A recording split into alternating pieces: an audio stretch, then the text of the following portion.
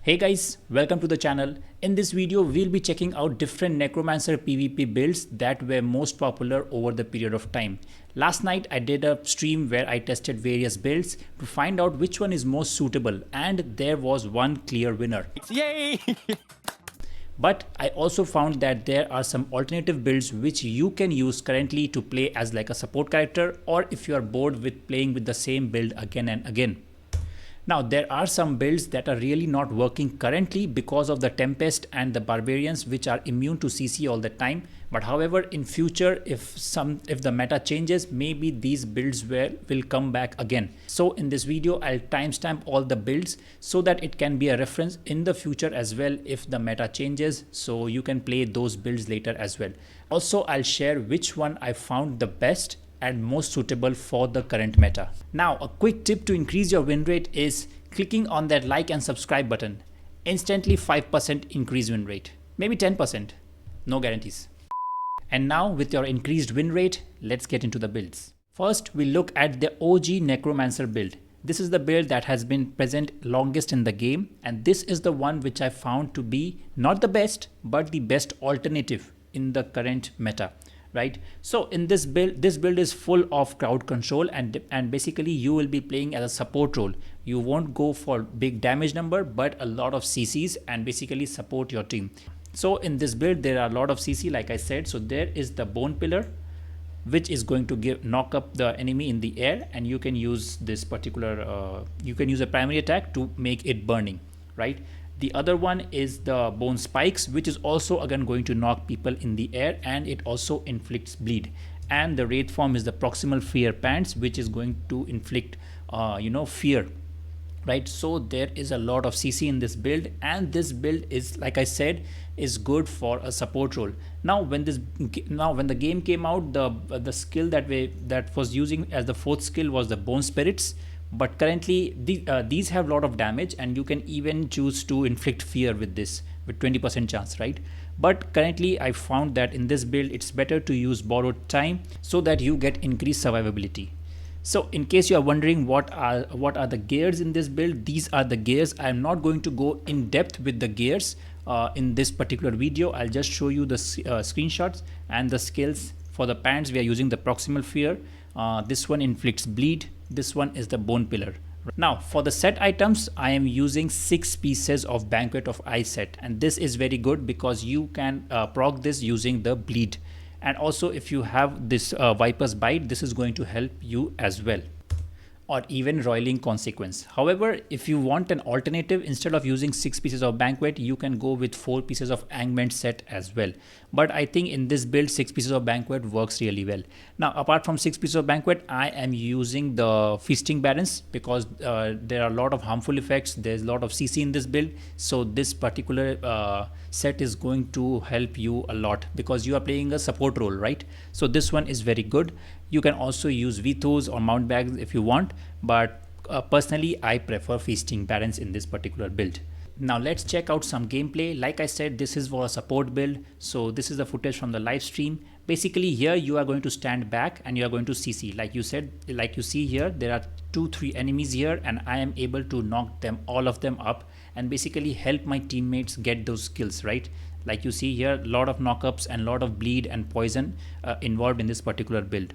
So now there is another encounter where the enemy is approaching. There's my teammate and I'm trying to support them, and it's not like you won't get kills. Like here you see I'm going to knock them up and use my primary attack, and I get a kill.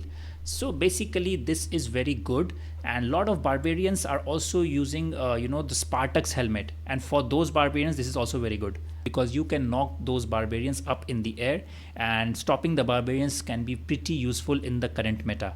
However, keep in mind that if you see that the barbs are using the anti-CC helmet, then these knockups won't help.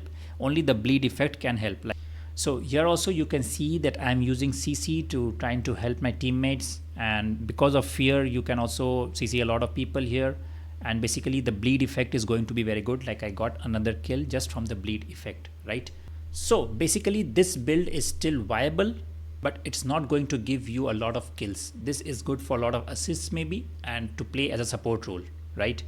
So that's all about the OG Necromancer build. Now we move on to the next build, that is the Dash Necromancer build. In this build, basically you are going to use the Pant Essence, the Strange Sojourn, right?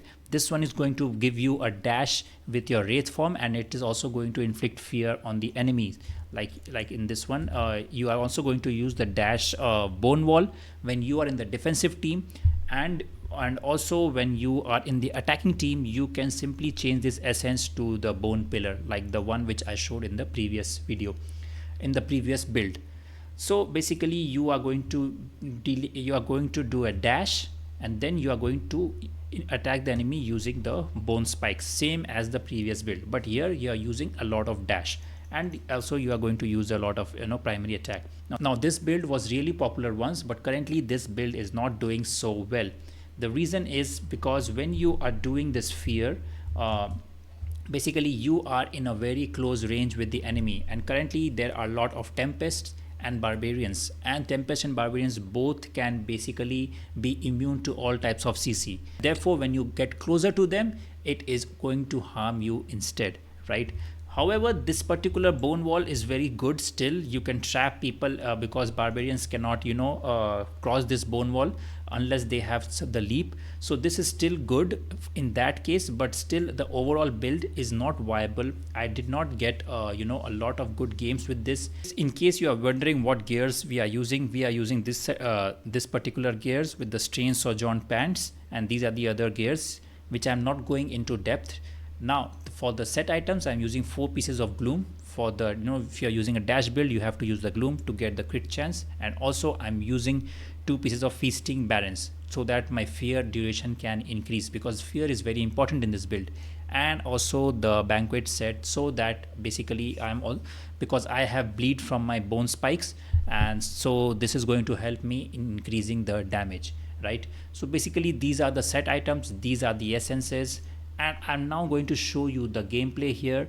Although currently in this meta the build is not very popular, but once if the Tempest gets nerfs, or maybe the barbarian meta goes away, this build will again be very useful.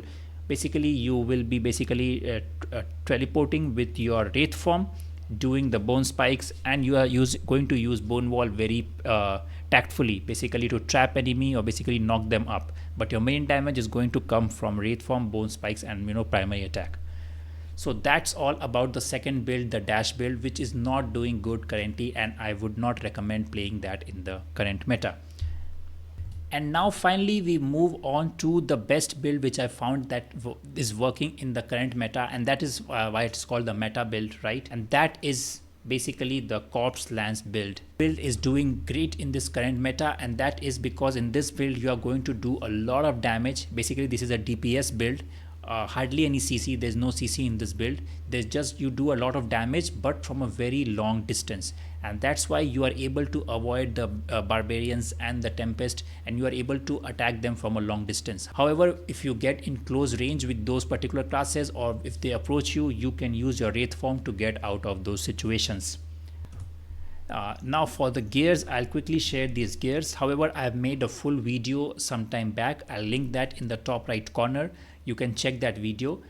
In that video I said the set items that I was using is different. Now for this current build, the different people use different sets, but the one which I found to be the most useful and that works the best is the 4 pieces of Angment set and the 4 pieces of Grace set, basically going out full on damage, right?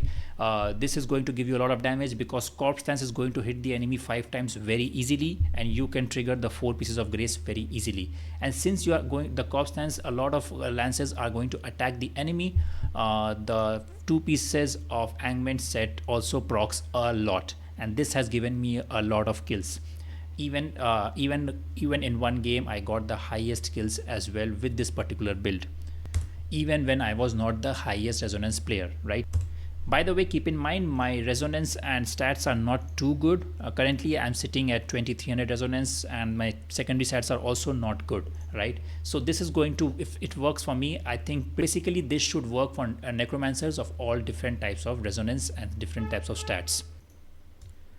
Some people use 6-piece banquet set with this particular set along with grace. You can try that, but for me I thought the 4-piece augment and 4-piece grace works much better. And I even tried with Vithus, or maybe some people even use mount bank along with the augment set for higher survivability.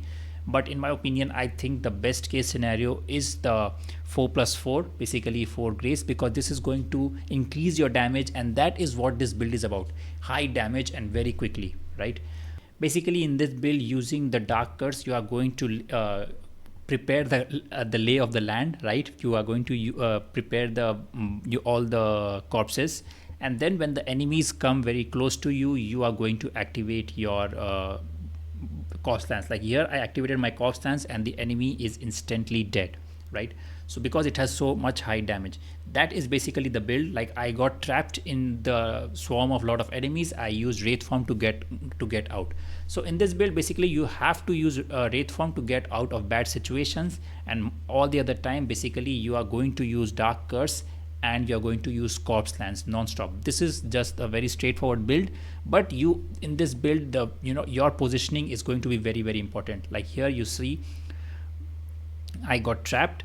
So this build has a lot of harmful effects, and the augment is really very good for proccing the 4-piece and the fire damage. Like here the enemy is burning, you can see here, and I'm just using my corpse lance and he's dead, right? So that was the build which works the best currently in the game. This is the meta build right now. A lot of Necromancers are also using it.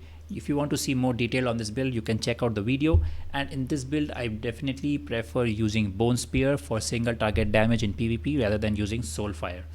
Finally, you can also play as a tank Necromancer. Basically, you are going to use Wraith form to basically get iframes. You can use this particular armor essence to basically get 5 charges of damage immunity, and you also get knockback immunity, right? And you also have the particular, what you call this, the borrowed time. But and you can also use the golem to take damage from you, right? But in my opinion, tank builds for Necromancer are not going to do much currently in the game. The damage is too high, and this is not going to do much to stop other classes in the game to push their objective or to get their kills, right? This is only for tanking, and eventually you will not be able to accomplish much currently, in my opinion. Because of this, I actually did not play much with this tank type of setup because it did not make sense to me in the current meta. So these are the most popular Necromancer builds, and the one which is viable and the one which is doing the best. I play all of these in my live stream, so make sure to join the live stream so that you can watch me suffer. I suffer so that you don't have to. That's all for this video. Thank you for watching. If you have any comments or question, let me know down in the comments below, and I'll see you in the next one. Bye.